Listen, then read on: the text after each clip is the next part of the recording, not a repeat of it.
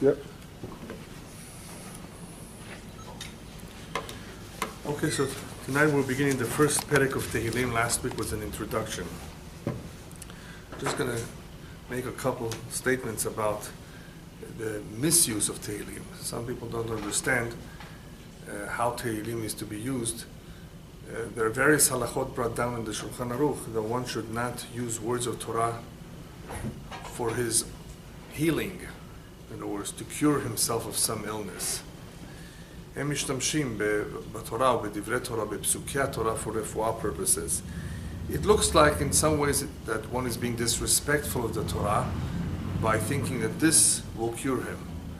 If one is in need of immediate medical help, you should go see a doctor. The Torah is a refuah for the nefesh, for the spirit, for the soul, not for the physical body. So, Tehilim being said for those who are ill is of course a last resort, but it's not because the Tehilim will cure them. Tehilim is a prayer, it's a concentrated prayer to Hashem. So we're not saying Pesukim, or certain verses, to heal an individual, we're praying. However, Tehilim can be used as a Haganah or Shmirah, if you want to protect yourself from all kinds of demonic beings, right? From mazikim, from all kinds of things that could possibly hurt you, that have the potential of hurting you. So Tehilim can be said as a Shemirah. It can be said as a Shemirah, in other words, that one should be protected from ailments, and one should be protected, that is of course one who's still healthy, and one should be protected from any chas v'shalom misfortune that can happen to him. Of course, one should not do something which is illegal, something which is contrary to the Torah, because then he doesn't necessarily going to have any protection. But if you do things in the proper way, and you watch out, you use common sense, then of course the prayers are helpful. We have a prayer that we say every time we go on a long journey called Tfilat HaDerech. It's the same idea. In other words, that we should be spared, that we should be protected. We want Hashem's protection with us, or for us at all times, especially during very risky times, right before you go through a surgery. And as we've always said, it's always best to pray before you have a problem than after you're already involved in the problem. To get out of jail is more difficult than to avoid jail. So you want to avoid the problems before, you want to protect yourself, you want to have merits, and that is why we, or at least some of us, eat certain foods like vitamins, so our immune system should be strong. So hopefully we won't catch a cold. Hopefully we won't get sick. No guarantees, but it definitely helps. If the immune system is stronger, then you're more protected from all those outside mazikim of all kinds, those that try to invade your body, and hurt you. And there's all kinds of them. There's some more spiritual nature, and some are physical, like bacteria. So Tehilim as a Shemirah is good, and so are Kimiot, the various amulets that people sometimes wear, and that is also true about the mezuzah. July 4th, I thought, is at midnight. No? I guess that there's Zrizim Makdimim LeMitzvot. They like, those who like to do mitzvot, they do things quicker. All right. Anyway, so in the same way that we protect our physical body by strengthening our immune system, we have ways of protecting ourselves in a spiritual way. The mezuzah is a very big protection for the house. Not only is it a mitzvah that we fulfill when we put a mezuzah on the door, on certain doors that require it, it is also protection. It happens to be that that particular mitzvah acts also as a protection for the home. So you don't need bars. I ask people, why do you put bars on your windows? You like to live in a jail? Says, I got to protect myself. I said, you know that statistically you have a greater chance of being robbed when you're in the street than you're at home. So why don't you walk around with bars? You're going to get a rain out. Somebody might attack you. Nobody puts bars around them. So why put it in the house? So it's only psychological. They want to feel somewhat protected. Somebody really wants to get in, they're going to take out the bars. The real protection is from Shemaim. And of course, you want to have a good insurance policy just in case something went wrong, And you want to check your mezuzot, by the way, twice every 7 years. Sometimes the letters crack, the letters fade, depending on which door it is. There's the humidity. But it's a very important mitzvah, and it's a protection for the house. So even though the Gemara says, "Achash berosho yasok b'Torah," one who has a headache should learn Torah, it does not mean to say that the Torah is a cure for the headache. Take Advil or Tylenol for that. What it means is that when one is immersed in the learning of the Torah, the koach of the limud HaTorah, the learning of the Torah, will definitely help him, because it will distract him from the headache. It will elevate his spirits. It will do something for him in a unique way that has nothing to do with the physical, that will hopefully cure his headache. It will take away his worries. It will take away any pain that he may have. So that's the idea behind it. So we're not reading Tehilim on a regular basis so that we can be cured of something, but we're using it more as a way of communicating with Hashem, and of course seeking His help in protection, and that we should be successful in all our undertakings. As we learn chapter by chapter, I will point out towards the end what this particular chapter is mesugal for. What are the qualities or characteristics of this chapter? In what way are they beneficial?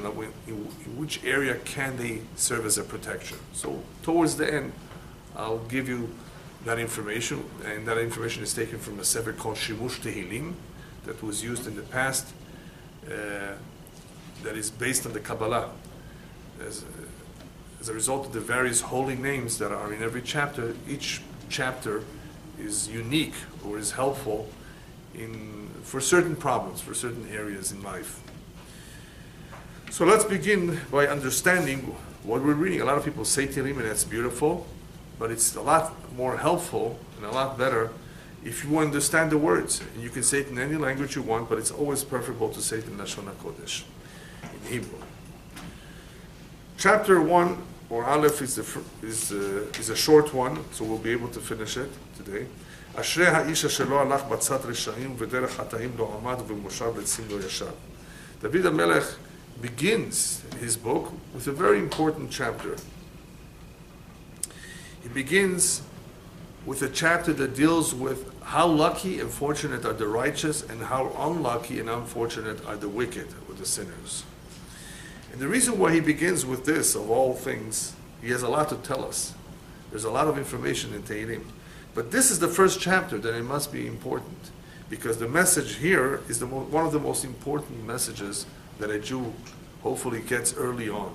And that is, be careful not to be misled by the success of the wicked, but the success of those who do not go by the Torah, by the success of those who are committing transgressions all the time. Don't be misled by that. Don't think that this is the way of life. Don't think that that's what you're here for.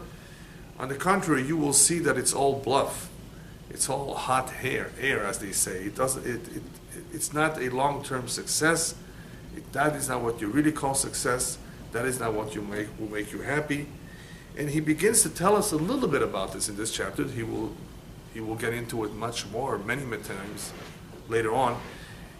And he tells us this because it's a fact of life that one of the greatest challenges that the human being has, Ashrei Ha'ish, he's not saying Yehudi, he's not saying Jewish, Christian, Muslim, he says everyone. Fortunate is the human being, and even though he's talking about Torah here, he's talking to all of humanity in a sense too, because even the non-Jewish world has the 7 no-kind laws. So he could be talking to anyone.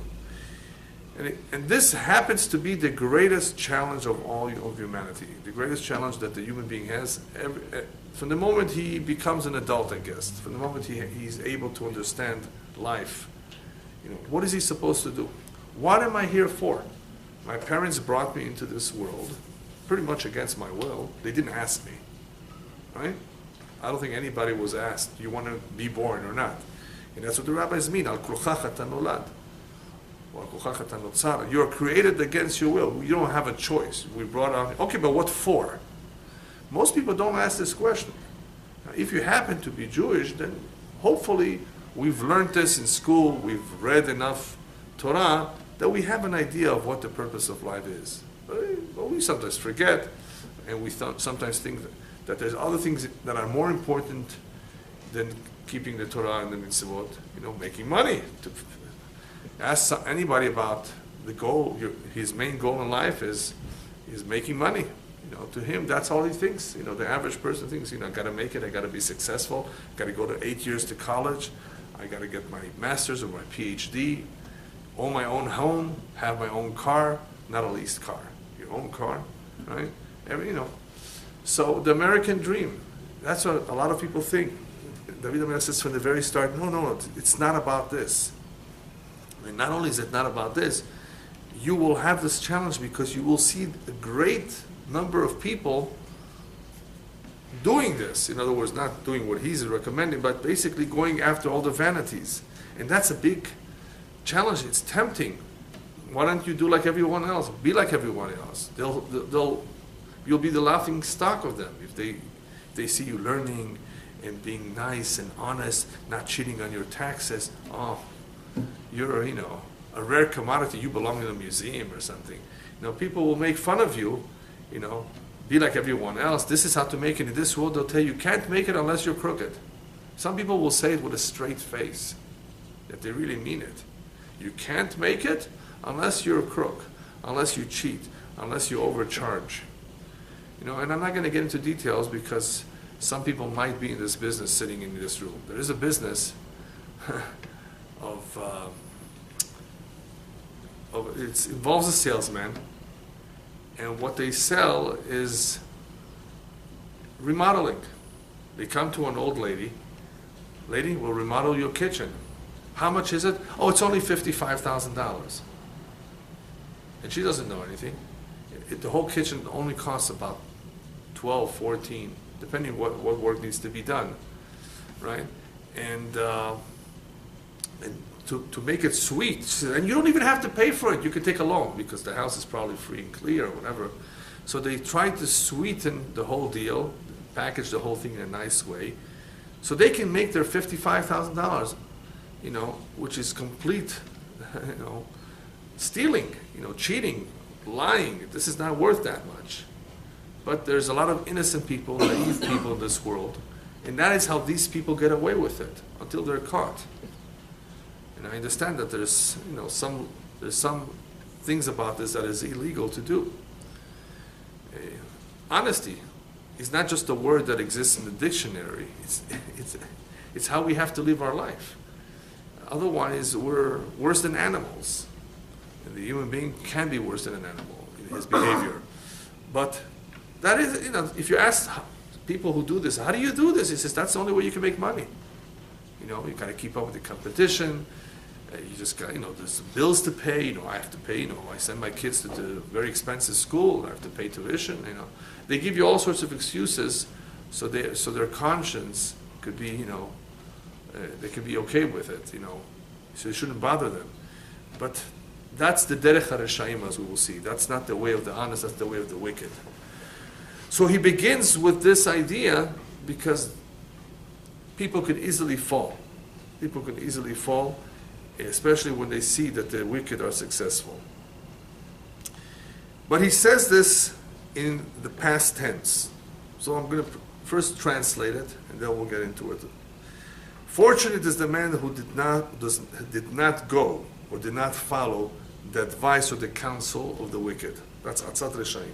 B'derech hataim lo amad, and he did not stand in the ways of the sinners, u'v'moshav letzim lo yashav, and he did not sit amongst the mockers or the scoffers. Those who clown around the whole day, the people who are not serious. Now, why is he telling us fortunate is the person who did not, in the past tense? That does not go, that does not stand or sit. Ultimately, one is judged at the end of his life. When a child is born, all babies are cute. Yeah. You don't know that this baby could be one day a monster. Because he's a baby, he looks cute. But that child has the potential of becoming a monster, a criminal, a gangster.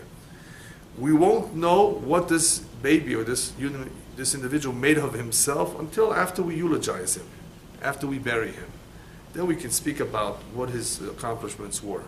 So fortunate is the man who has lived his life already, if we can look back and say, Baruch Hashem, he made the right decisions, and as a result of the right decisions, it was the right outlook. He did not get into trouble. He followed the righteous path, did not waste his time, right? So at the end of a person's life, that is when we can judge him. 75, 80 years, B'ezrat Hashem, more for all of us. Healthy years, of course. We don't just want to live long. We want to live healthy years. If you're going to live, you might as well, sometimes it's better to live less, but be healthy than to, be in pain. So long, healthy years. So in looking back, okay, was it worth living? What did you do with all the time that was given to you? Somebody's going to say, I played backgammon. Sheshbesh. Went to the park, played some golf, cruise, Alaska cruise, Caribbean cruise. There's a Mediterranean cruise, that's right. Tried all the cruises, yeah, but no. What did you do? What did you contribute? These are all just pleasure, enjoyments for yourself. What did you do? You were given this life, and you were supposed to contribute something. Oh, I was? I didn't know. That's right. How should someone know unless he studies? You buy a new appliance, it has a lot of buttons. Aren't you going to read the manual of instructions? Otherwise, you won't know how to use it right. You may even break it. That's what a manual of instruction is. The problem is that a lot of the manuals today are written in Chinese. They're in English, but in Chinese English. And sometimes it's hard to understand. But you're supposed to read the manual of instructions for something that is complicated, something that is 1, 2 buttons. That's easy. On, off. But, you'd be surprised. A lot of people buy a new car today. Even the new cars today have all kinds of buttons that you may not be aware of what they're for. So life is much more complicated and much more important and greater responsibility than a car. So shouldn't we read the manual of instructions? Shouldn't we know or figure out or ask, what are we here for? Our parents brought us into this world. What for?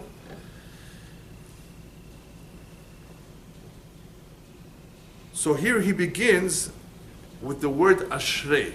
Ashrei means a person who's fortunate. Ashrei. Ashrei shrevetecha. We will see the word ashrei many times. Why does he begin with the word ashrei? Because Moshe Rabbeinu, one of the last words he said to the Jewish people before he passed away, he said, Ashrecha Yisrael, mi chamocha am Hashem. You are fortunate, the Jewish people, that you're so close to God, that you're a nation of God, that Hashem is with you. So Moshe ends his life, his last speech, with the words, you are fortunate. And David HaMelech begins his sefer with the word Ashrei. Why? Because the greatest sin a Jew can commit is that he forgets who he is. Ashrecha Yisrael, don't you know you're Jewish? As the Navi, the prophet says, Abitul tzurchu tzavtchem. Look back to where you come from, who your parents and grandparents from. Just look back. You're not just an ordinary individual. You come from a prominent family, prominent nation, prominent people. You have an important mission. Did you know that? You're a prince. Did you know that? You can't just mess around and waste your time, right? So Ashrecha Yisrael, Moshe Rabbeinu reminds us, and the same thing with David, Ashrei Ha'ish, who is aware of this, who focuses on this.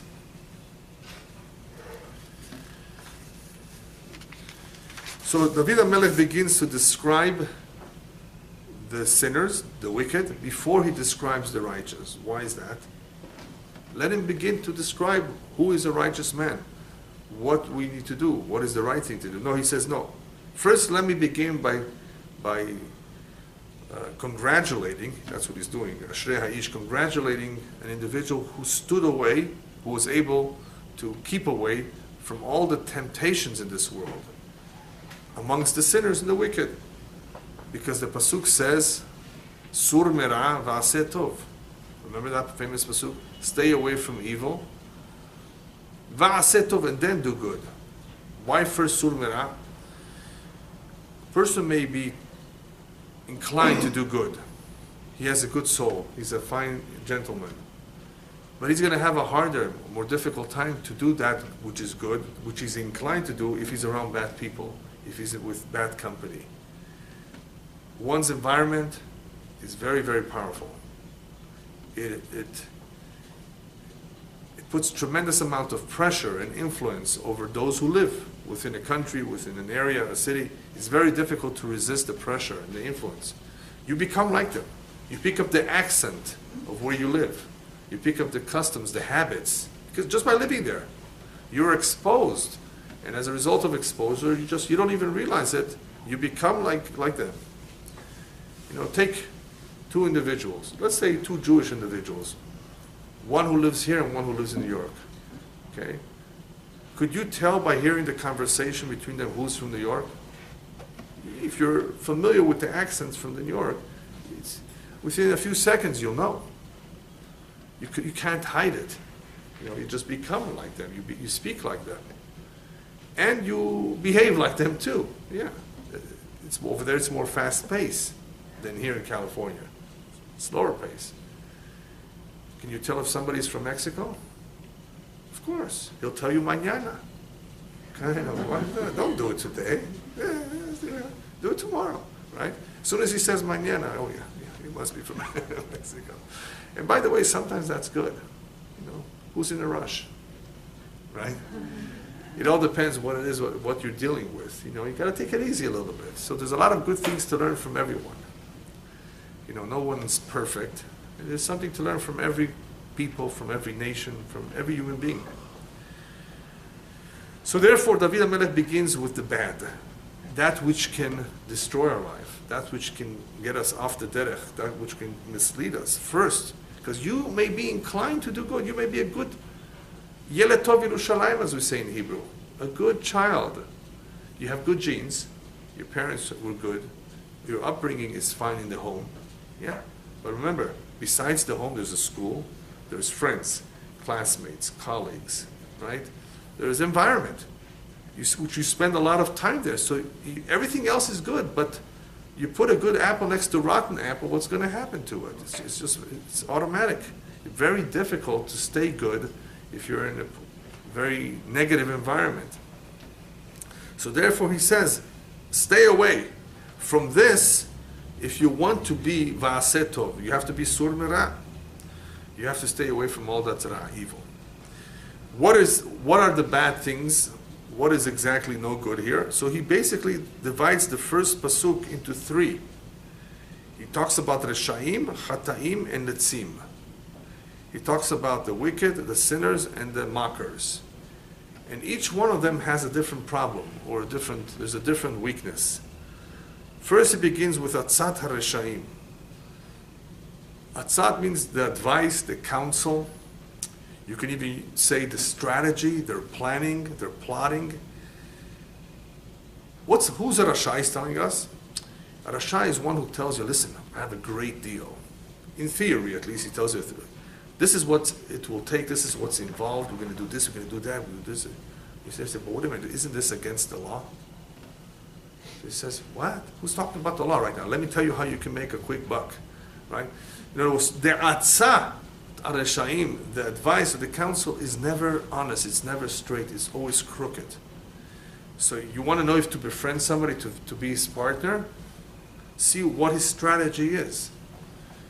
So he's telling us, be careful not to go and to be with such people, not to work with them, not to live with them, not to deal with them. Lo alach.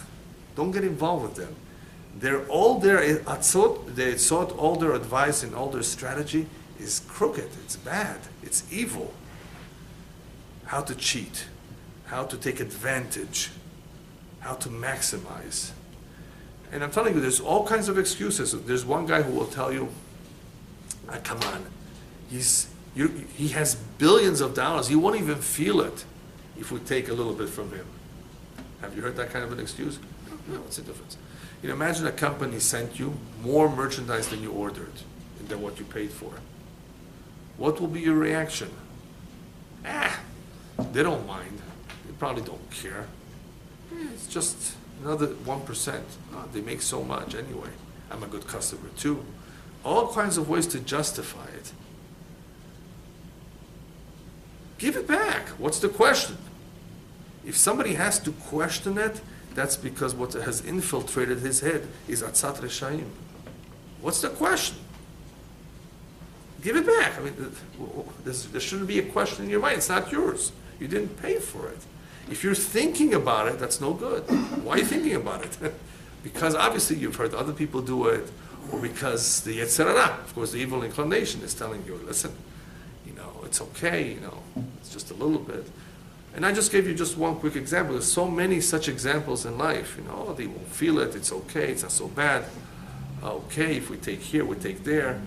I'm going to sell him the car as is. I told him as is. It's his responsibility to take it to a mechanic. Right? You see, all kinds of things like that. I give you example after example in real life where people do these kinds of things, and this is atzat reshaim. Why are you so selfish? I always hear people sometimes complaining, I wish I didn't sell my house so quick. If I would have waited another 2-3 months, I would have made more money. I could have asked for more. And I tell them, why do you feel so bad? Isn't this buyer entitled to make a profit too? You're the one that has to get all the money you can out of the sale, and the other one who bought it doesn't have any benefit. He should just pay top price. Yeah.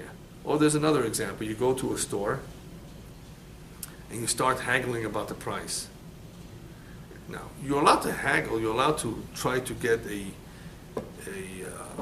lower price if you're in Mexico. Why Mexico? Because in Mexico, if you're a tourist, they already raised it 200%, expecting that you will lower it. So that's completely part of the game. Then you go away, you say, I'm sorry, then he comes after you, says, okay, I'll do it for $10. He said, $10 is too much also. He said, it's a game. But in some other places, the haggling is really to try to squeeze everything you can get out of the person. And poor fellow, he has rent to pay, he has bills to pay, he has a family. Isn't he entitled to make some money too? But in some cultures, which I won't mention, and all of you know which, it's a mitzvah. It's a mitzvah. It's a mitzvah to squeeze and to lower. Otherwise, you didn't fulfill your mitzvah. Yeah, but if you're a nice guy and you're an honest guy, let the guy make a profit too. What's wrong with that? He's not allowed to make a profit? Yes, but not such a big profit. Now, obviously, it all depends what we're talking about. The more profit is involved, if you really are knowledgeable, then you could negotiate, a diamond ring, where the profit is who knows, 500%, I don't know, or more. I guess you can negotiate these things. But you're going to go negotiate in the fruit and vegetable store? Oh, 69 cents a pound? No, give it to me for 29 cents a pound. Come on, ridiculous. It's not a good midah. It's not a nice characteristic when a person tries to get it his way always, maximize advantage. That's atzat reshaim. Even though he's not a rasha, I don't want to call him wicked, but the strategy, the approach is no good. It's cheap. It's cheapness, yeah. What was the one you told me, the ones that like free lunches? Oh, moftchor. Yeah. Yeah. You know people like that. Yeah. There are people like that, right? Come on, it's not good. That's all called atzat reshaim. What's b'derech hataim lo amad? He did not stand in the path of sinners. Did not stand. First he told us he went, I can understand. He didn't go with the wicked. He didn't go along with them. But what does it mean he did not stand with the sinners? When somebody sees individuals spending time in certain places, he may be tempted. Oh, they're going to a movie. They're going to a certain place for the weekend. And he says, no, this is not for me. He runs away from it. B'derech hataim lo amad. Don't stand or don't spend time in places. Here's not talking about strategy, advice, plots, plans. Here he's talking about places. You don't want to be in places that are no good. What are you doing in the Vegas Strip? Right? What's there to do besides gamble? Right? Well, actually, there's other things too, I'm told. But yeah, they're not good things. What are you doing there? That's not your place. Right? B'derech hata'im lo amad. And if you see people going to these places, run away. Get away from these places. These are not good places. How much can we filter our eyes? You know, we try to close them when we're not supposed to look at certain things. That's very nice, very commendable people who can do that. But how much can you do that?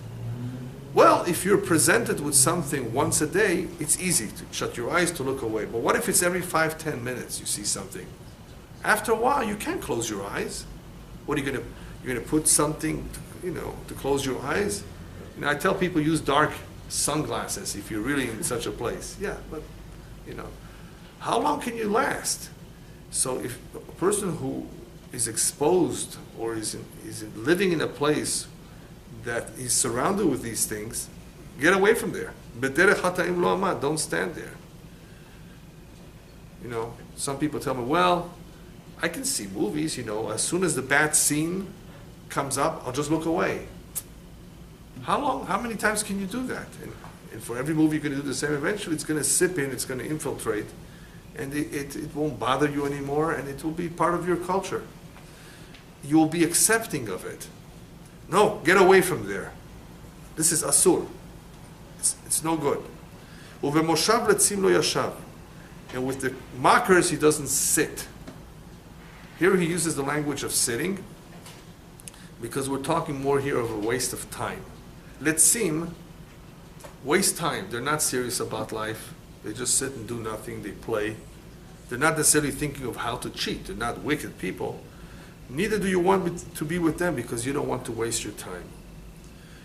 And this is not only a matter of waste of time, it's also, Mishlei talks a little bit more about it. And for those of you who remember when we learned Mishlei, the danger with letzim, with mockers, is that they will cool you off. When somebody makes fun of you, of what you're doing, he sees you with tzitzit. Some people will, oh, what's this? They'll make fun of you. They'll tell you, well, aren't you hot? And what are these strings? All kinds of things to make fun. That's what he does. He makes fun. He doesn't believe in something. He's not serious. So it's dangerous to be around him. But besides the danger, it's the waste of time. It's just being around people who don't value the life that they have, the time that they've been given. All right, now we go on to the second half. So fortunate is the person who stood away from all these people. And what did he do instead? Instead, he involves himself, he occupies himself with the Torah of God. He desires that, chefzo. That's his desire, that's his interest.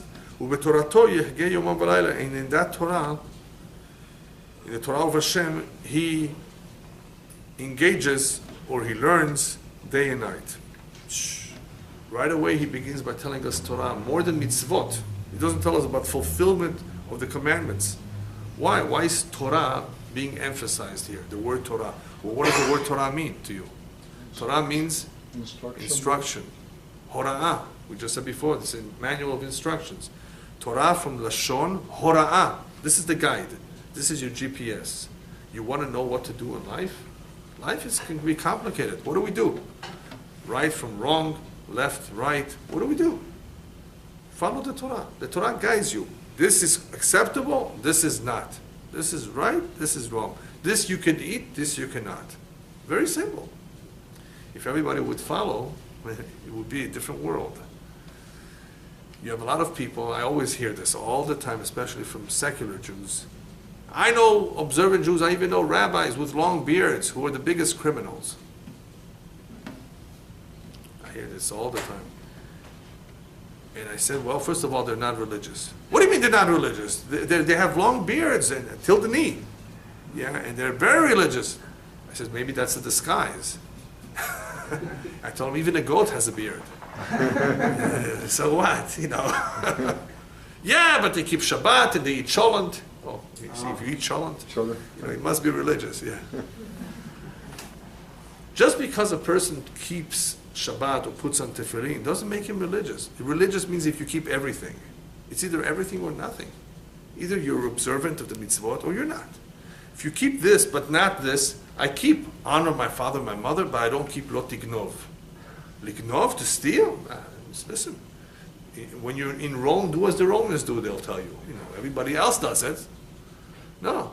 Either you're observant of everything or nothing. So these people who are criminals with the long beards, they're not religious. They are disguised. That's number one. Number two, whoever told you that a religious man doesn't have a Yetzer Hara? The greatest rabbis have the evil inclination, and even a bigger one than the average Jew. The greater you are, the more knowledgeable you are, the greater the Yetzer Hara is. You think they're not tempted? You think they're not made of the same thing as every human being, flesh and blood? They don't have an evil inclination. They can just, live through their life without being tempted and challenged. Here, take a very simple example. What happens if a rabbi who's sitting in court is approached by one of the litigants the day before? Rabbi, listen, I know you have a very important institution that needs support. I have some money that I haven't given away for tzedakah. I'm going to give it to you. Here's 50 grand. 50 grand is a lot of money, right? Right? And then he comes to court the next day. He has to sit in. He has to be in front of the same judge, the same rabbi who he supported his institution. According to the halakha, the rabbi has to disqualify himself. He just bribed him. Makes no difference that it happened the day before. It's too fresh, right? It's a bribe. How did he take it? Oh, he didn't bribe me. Chas v'shalom. You asked the rabbi. Chas v'shalom. I follow the Torah. I don't take bribes. What do you consider that? Oh, he's supporting that's my institution, not me. I'm not using a penny from me. You see, I drive a shmata. You see the car? It's a shmata. It's nothing. I didn't use it for me. So what if it's your institution? It's still a bribe. Disqualify yourself at least. If you took the money, at least disqualify yourself. Who could resist $50,000? How could you resist? $50,000 is not so easy to resist. I ask everybody, what do you do if you see a $100 bill on the street on Shabbat? So I get different responses depending if it's a Russian or a Persian or an Israeli. Depending, each one of them sees a $100 bill. What do you do? Anyway, so some of them tell me they'll kick it into the bushes. Oh, God forbid, they won't pick it up. Another one will tell me, I'll stay there until Motzei Shabbat. I said, really? What if it's Friday night when you see it? Right? Yeah, all kinds of excuses. Don't you realize that is a challenge? If that money is meant for you, you don't think Hashem can give it to you in a kosher way? Why did you happen to see it on Shabbat and not on a Sunday? Didn't you think about that? No. $100. It's all of it. It's a nisayon, yeah.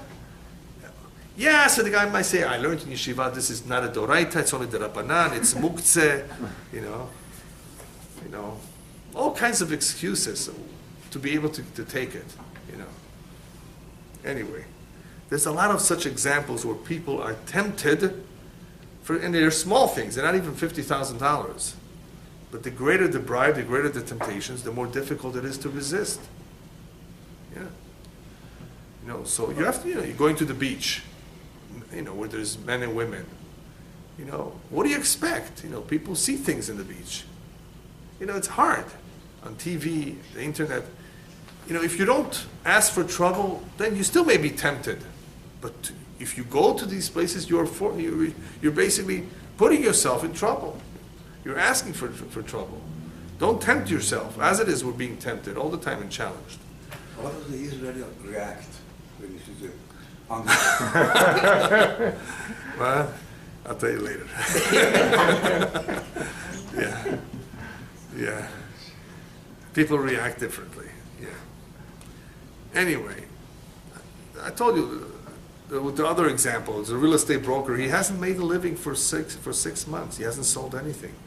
And now the seller of a Bel Air estate says, come on, I'm giving you the listing, but you have to come and sign it tonight, Friday night. He says, I can't do that tonight. You know I'm Jewish. He said, I'm sorry. If you don't do it tonight, I got to leave town tomorrow. I'm just going to give it to Coldwell Bankers. Are they still around, these companies? Yeah, they're still around. He says, come on, and please give me the list. He said, yeah, but you got to sign. Then he starts saying, oh, I remember I can sign with my left hand. Shinui. Left foot. Don't you realize that this is a challenge? You're being tested now. There's all kinds of tests. Oh, no, this is okay because it's, it must be, it's a beracha. 6 months, no problem, this must be it. Yeah, but it's a sur. It's prohibited. Don't you realize it's a challenge? So the Torah guides us. The Torah shows us the way. The Torah, therefore, is called Torah Lashon Hora'ah. Why does he say, Kim b'Torah Hashem heftso? His all desire is in the Torah of Hashem. That which we desire, we value. We usually value it very much. We desire something, we value it. So since we very much value that which we desire, he says, your desire therefore should be in Torah. If your desire would be to learn Torah, you will value it. If you will value it, hopefully you will desire it. It works both ways. And if you really, really value it properly, you will spend time with it. If you value something be'emet, you will spend time on it. That is why one of the mitzvot a man is obligated for his wife is onata, her time, her attention, her intimacy. Give her that. She needs that too. She needs your time. A man that just thinks of himself, eats and doesn't talk, reads the news, doesn't talk, doesn't go out and with his wife every so often and communicate, doesn't give her the time, the attention, doesn't compliment, that means he doesn't care. That's all. It's very clear. If you value something, then you show it. You spend time with it. You don't spend time with it, it means you don't value it. You don't desire it. So therefore, your desire should be not in money, not in big homes and in luxuries, but Torah Hashem. It says, I advise you. David HaMelech is saying, I advise you. This is the best thing. This is what will make you happy. You should desire Torah, and if you do, you will value it, you will want to spend time with it. But Torah Hashem Chafetzo, the rabbis learned from this pasuk that the greatest success one has in his learning is from that which he likes to learn. Everybody likes different things. Just like when you were in high school, some people liked math, other people liked history, other people liked language, and there were some students that didn't like anything. Yeah, learning, they don't like to learn.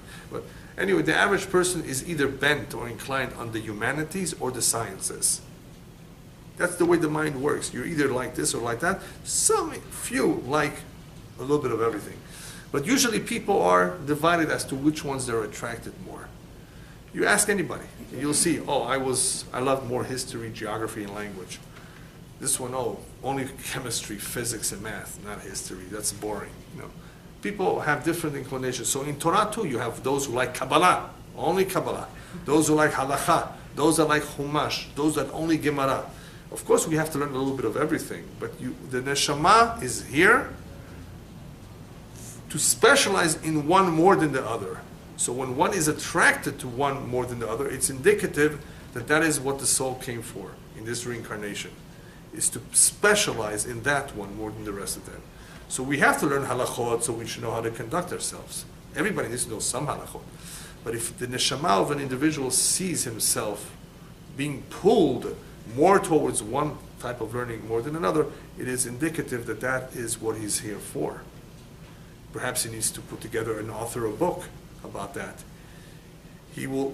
That which he likes, he will spend more time learning. If you don't like something, you're not going to spend too much time in it. So the rabbis tell us that this is indicative that the neshama is pulling him, and therefore focus on that.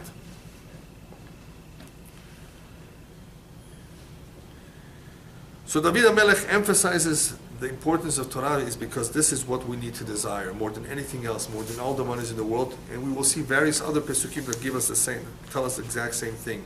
don't waste your time by pursuing or desiring or dreaming about all these vanities in the world. There's no time.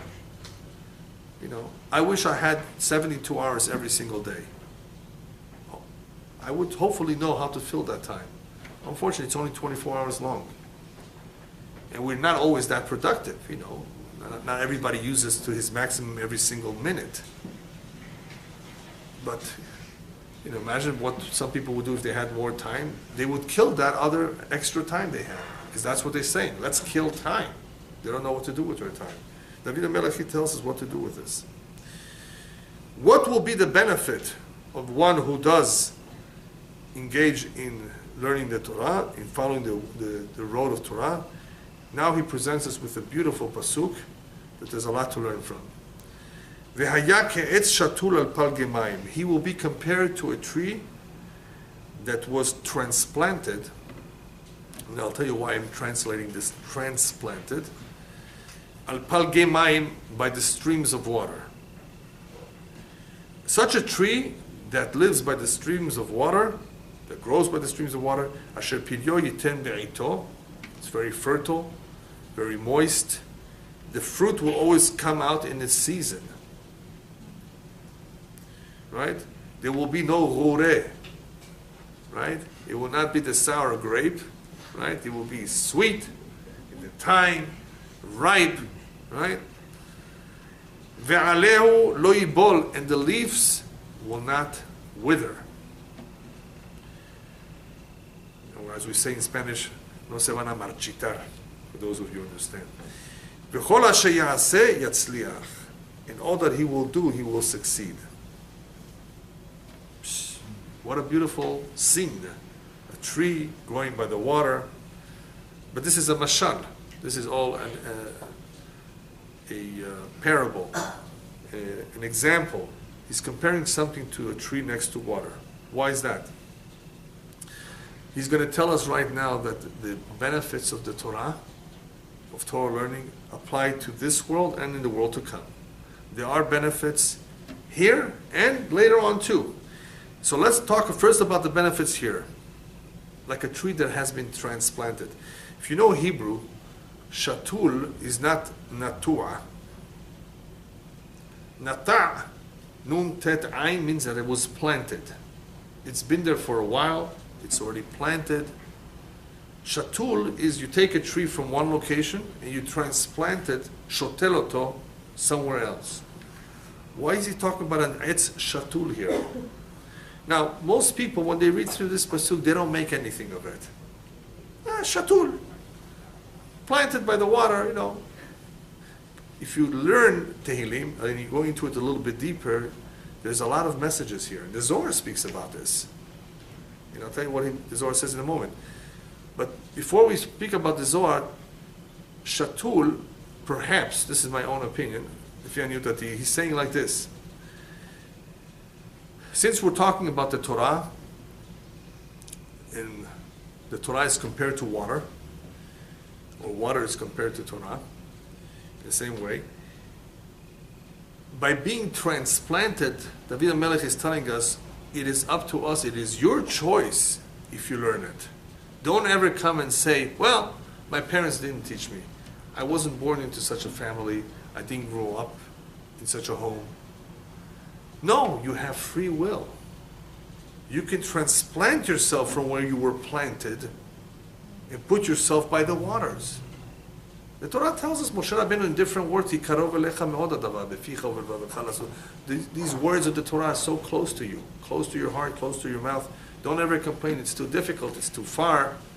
Today, it's all over the place. You can find Torah on the internet. Don't say, well, they didn't give it to me, I didn't grow up with it. Okay, then go and be shotel atzmecha, and transplant yourself close to the water. Don't live in a place where there's no Torah. Eureka, California. Could be a nice place, could be quiet, no traffic, not as much smog, but there's no Torah. I don't think there's Torah there. I don't even know if there's a Chabad there. Not yet, maybe soon there will be, right? But you want to be around Torah, you want to be around the water. So you didn't have it? So tishtol tatzmecha, go ahead and transplant yourself. It's free will. Had it said nata, v'yat ke'etz natua, they would have said, okay, oh, he grew up with it. That's why he's going along with it, right? No, there are people who didn't grow up with it. They can transplant themselves because he's telling us about the free will. It's up to everyone if he wants it or not. But the Zohar is very interesting. The Zohar is saying about the word shatul. Why is David HaMelech using the word transplant? Because Hashem plants an individual into this world. That's what the Zohar says. He plants him. And sometimes, when you go to the nursery and you buy a mishmish tree, an apricot tree. You want apricots. And you put it in the corner in your yard, in your garden. Didn't do well. And you come complaining to the nursery, what's wrong with it? What did you sell me here? So they told him, we sold you a very good tree. What went wrong? Well, it's drying up and it's not good, it's no fruits. He says, really? Where did you plant it? I have a very shady corner in my yard. Oh, shady corner. You're not supposed to plant it in the shade. It needs a little bit of sun too. And besides, how's the drainage? It needs good drainage. And by the way, is there more trees next to it? You want to succeed in cultivating, in growing a good tree, you got to go by the book. You got to do things right. Otherwise, you may not succeed. It may give you a couple fruits. You want the tree to be a fruitful tree, you got to plant it in the best soil, the best climate, and it will tell you on the sticker, this is good for this climate. Go plant oranges in Big Bear. Well, in the high mountains. I don't think they'll do as well as they do here. It's cold, the winter, the frost, it's going to kill it. Right? But there are things that will grow in the mountains. There are things that will grow in tropical places where there's a lot of water, a lot of rain, a lot of moisture. So you got to know these things. So the Zohar says Hashem plants us into this world. But what can we do? This child grew up in Kamchatka. There's only one guy here who knows where that place is. Right? Kamchatka. That's where he grew up. His father was working for the Trans-Siberia Railroad. That's where he joined the company. Pension. I don't know how much a Russian pension is already, but anyway, they promised him all kinds of benefits. He works for this Trans-Siberia. It's a very long, very, very long train ride, by the way, if you ever take it. All the way across Russia and across Siberia. And he lives in Kamchatka for some reason. And he had children there. No Jewish education. Now what? He goes upstairs after he lived his life. My father raised me in Kamchatka. Yeah? Or for those of you from Iran, he grew up in Bandar Abbas. Yeah? Because he was working for the oil company. Right? What is he going to do? He comes upstairs and my father was there in this fool, in all these places where there's no real Jewish community. And he goes upstairs, they're going to say, you're right. You're right? It's not your fault. Guess what Hashem is going to say? I'm going to transplant you again in another reincarnation. And this time, guess what? You're going to be transplanted in Bnei Brak or Mea She'arim. So you have no excuses. Yeah, no excuses. Bnei Brak and Mea She'arim. What are you going to say? Right? She says, you're right. I'm sorry. Last time your father was sent to Kamchatka. Yeah, or whatever. But this time, I'm going to do it right. Not that Hashem didn't do it right the first time. There's reasons for everything. But Hashem shotel mechadash.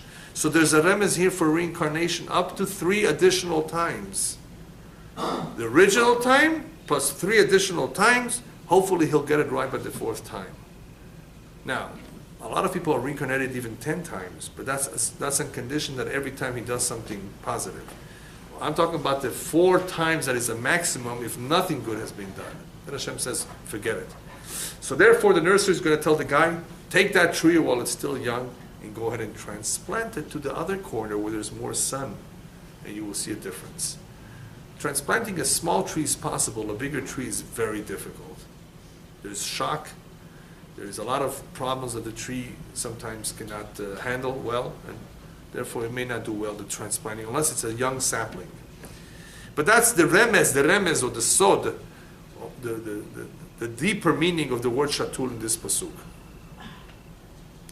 Next to water, what's the benefit of next to water? Well, it nourishes, it's moist, it helps it grow. So the Torah being like water gives life to the human being. It enlivens him. A lot of people who are depressed today, they're uncertain about what to do in their life. They're so anxious. They're full of anxiety about all kinds of things happening in their life. If they would learn Torah, they would have a different attitude. They would have a different composure. They would feel different about themselves and about life, because it's like water moistening the tree. What about the fruits? Torah by itself is not enough. A person has to fulfill ma'asim, as we learned in Pirkei Avot. Right? Whoever has Torah and good deeds, even he's like a tree next to the water, if you remember that. And that all the winds of the world it has deep roots, will not be able to move it. So we see that the importance of deeds. If a person learns Torah, at least that will guide him to perform deeds. Without deeds, what good is a tree without the fruits? So the asher piryo yiten be'ito, it will give its fruit on time. In other words, it will produce good fruit. Ve'alehu lo yibol. What about the leaves? What does the leaves have to do with it? The leaves, what do the leaves do to a tree? What's the purpose of the leaves? Besides, Nourishment. what's the leaves? Shading. Shade. So you can get a lot from a tree. You can get fruits, you can get the shade. So the shade, ve'alehu lo yibol, means that the shade that the tree offers is also a benefit to who? To others. A person who learns Torah is not doing it only for himself. He will give guidance to others. He will be like the shade of a tree, advising others, giving them good advice. There's always shade. Shade is protection.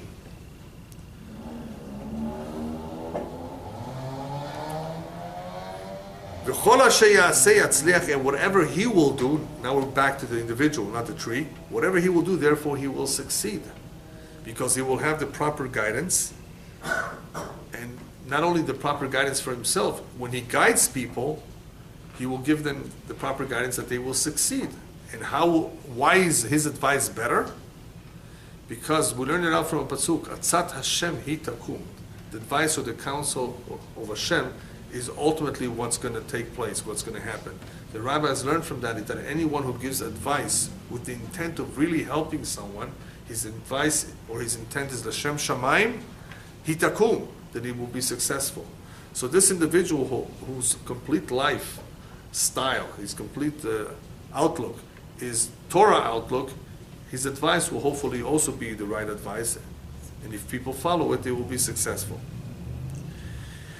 There's a beautiful mashal that borrows from this pasuk of an individual who was once walking in a very arid place, very barren place where there's no water, no shade, and he was getting very, very hot and thirsty. And finally he came to a beautiful spot.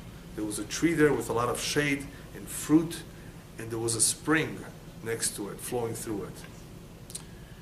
I says, what a perfect spot. He was able to drink from the water, he was able to eat from the fruit, and he was able to enjoy the shade. The time came to leave, and he said, tree, what can I bless you with?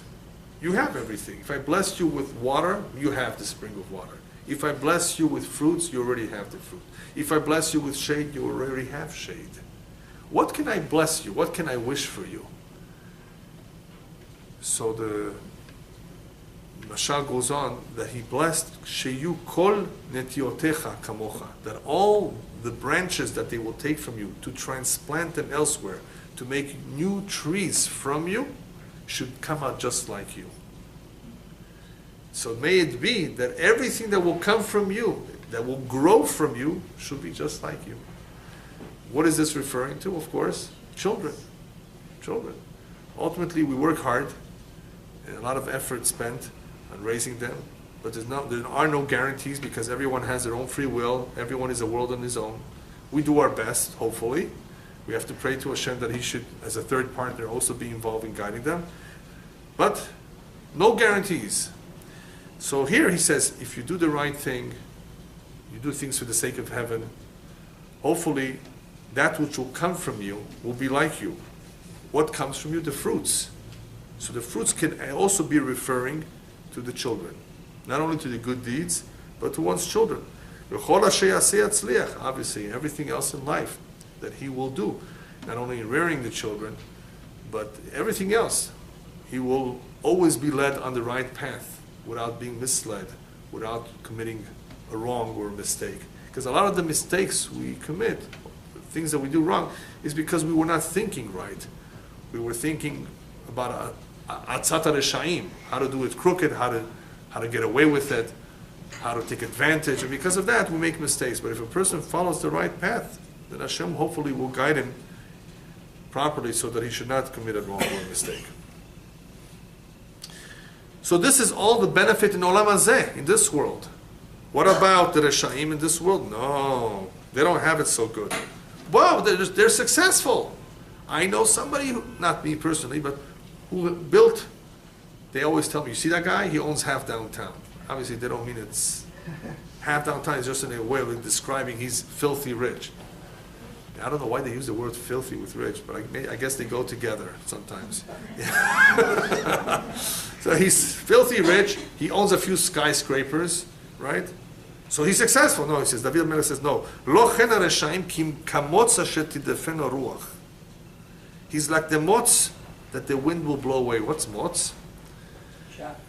The chaff, yeah. If you were ever in a field and you saw how they collect the grain, the wheat, it's a whole process that involves winnowing, sifting, grinding, right? Winnowing is with the wind, right? And what does that do? It basically scatters the chaff. The impurities, you don't want all of that in your food. They're impurities. So Rashaim, their success is short-lived. Just like the motz is flown away, before you know it, the money's gone. It doesn't last long. And even if he had it for a while, what is going to have it for? 50, 60 years? That's it. That's it. It's gone. He doesn't take it with him. So the Hatzlaha of Rashaim is short-lived, even if they have it for a number of years. It's only kamotz, but why does he compare it to motz? Not only because it's short-lived, there's something else to it. What's chaff? The chaff is impurities. In other words, it's something not important. What they have is not that important. You think if money brings them happiness? No. It's not that important. And when was that motz of some value? When it was still sticking to the chita. Had he been with the chita, had the motz still been on the stalk of the wheat, then it has some value. It's only once it separates himself that the wind takes him away that he serves no purpose, maybe animal feed. So kamotza shetidefeno ruach, when is that motz of no value? When it's already blown away. As long as it's on the chita, on the wheat, on the stalk, it still has some value. It's part of the chita together with the wheat. But once a rasha separates himself from the tzaddik, which was the chita, that's when his troubles begin. So he says the rasha's trouble is because he separates himself. He allows himself to go where the wind takes him. So his success, therefore, will not be a real success. It will be short-lived.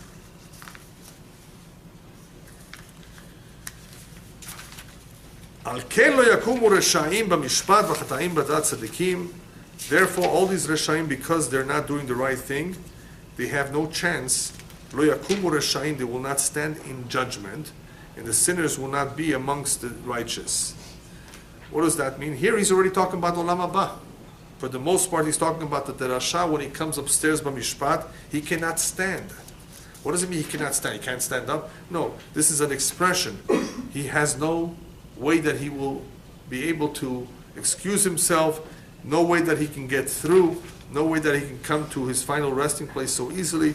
Lo yakumu reshaim b'mishpat. What will they say? You had 75 good years, you had all the money, right? You had all the ease. No, I didn't know how to learn. You could have hired a tutor.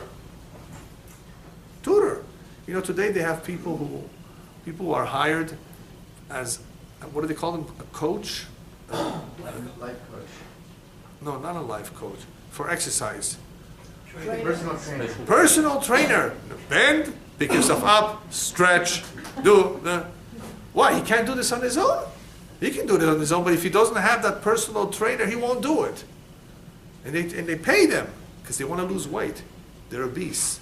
You know, they've gained about 85 pounds, right, from eating out. Usually, so you know, they eat out a lot and all the junk food. So now they want to lose it, and they hire a personal trainer and tell them what to do, right? That's the lifestyle today. You're paying for that. Pay for a tutor to teach you Torah, to teach you how to read, Chumash, to how to pray. That's common sense. You don't need too much brains for that. So they have no way to stand. They can't say, well, you know, I didn't have the time. Really? You didn't have the time? How come you spend 2 hours, you know, watching a soap opera every night? You know, there are no soap operas of 2 hours, but he watched 2 of them. yeah, so I don't know anything about soap operas, but I'm assuming that they're 1 hour long and some of it is commercial, so whatever. Anyway, you had 2 hours to watch soap operas. It's not even the news. It's not even something constructive. And then you spend another hour every day reading a novel written by Ernest Hemingway. Now, Ernest Hemingway, from what I recall, was an author. You know, he knew how to write. But it's a fake story. It never happened. It's a figment of his imagination. It's a novel. You know how many true books with true information are around, waiting to be read, that you haven't read? What about Tehilim, praying to God, connecting with Him? So you had time for all that silly things and for this. So come on. It says, they have no way to, they can't stand. They can't answer. They're ashamed. The sinners who only did sins and not too many good deeds, they will not be with the tzaddikim. In other words, they don't have a ticket to the world to come. They don't have enough. They didn't do anything. Now, Al-Ken lo yakumu rasha'im is also something else. Hashem sometimes gives the Rasha blessing in this world because he did 1 or 2 good deeds. He said, I'm paying him off here. And that could sometimes be the reason why he's so successful. Because in the future, lo yakumu rasha'im, he will not have anything left over. He got everything of his benefit. Now you understand why I gave him such a good mazal to the Rasha? Because Al-Ken lo yakumu rasha'im b'mishpat, and he will tell this later on too, Mizmor Shir Yom HaShabbat. We will see it in another chapter. Because in the end, the plan of Hashem is lishamedam adea, to destroy them, the wicked. I give them there for the benefit of this world, for the few good deeds that they did, that they performed. Upstairs, lo yakumu. Lo yakumu could also be that if there's, God forbid, a misfortune, a terrible disaster, earthquake, and so forth in this world, in this lifetime, they may not have enough merits to be protected from it. Somebody has enough merits, Hashem may put it into his mind. Get out of here. You know, on time, take a trip, go on vacation, just on time. Not to be around when there's a terrible mudslide, landslide, or earthquake. So, lo yakumu Hashem b'mishpat, if there's a mishpat in this world. Chataim and sinners, what merits do they have to be with tzaddikim upstairs? And finally, the last pasuk of the perek is Ki yodea Adonai derech tzaddikim v'derech shoim taved. Hashem knows, or is aware of the ways, the path of the righteous, and the path of the wicked will be lost. Very interesting pasuk. What does this have to do with anything? Hashem knows the ways of the righteous. Yodea over here means that he's mashgiach. Yodea means he's aware, which means he takes care, he protects. The ways of tzaddikim Hashem knows. He's aware, he's protecting, umashgiach, he supervises them. And since they have his supervision, they'll be fine, they'll be safe. But the derech of reshaim toved, they will be lost. They will not be able to succeed. In other words, in case they're, in some sort of trouble. They have no ashgacha. There's no supervision. There are many, many miracles that occur. What are those miracles? Those miracles are from the ashgacha of Hashem, from Hashem's supervision, His involvement, His watching over us. But Reshaim don't have it. Derech Reshaim toved. It's a lost case. They won't find the right way. I wanted to add just one small detail that I didn't see anybody mention. I think it's important to mention that Yodei Hashem Derech Tzadikim is also referring to, you know why Hashem allows this Rasha to live so long and to be successful? Because that Rasha's great-grandson will be righteous. There will be somebody good coming out of him. That's why I'm keeping him alive. Because sometimes you wonder, why is this guy alive? Why is this guy so successful? Why does he get all that blessing? Not because he deserves it, it's because he's going to have a grandson or great-grandson that's going to come out of him that deserves it. But not the son. The son? What do you mean the son? The son of His the son. Rasha is not going to grow. The son too. Yeah, I'm taking it even farther than the son. I'm taking a third generation. Even if it's a third generation coming out, Hashem says, I'm going to let this guy live because I know what's coming out from him in the next generation or in even 2 generations. So that's always a possibility. You see, there's so much unknown. So when you see the success of the Rasha, don't think that it's because he deserves it. It could be his mazal, it could be a challenge.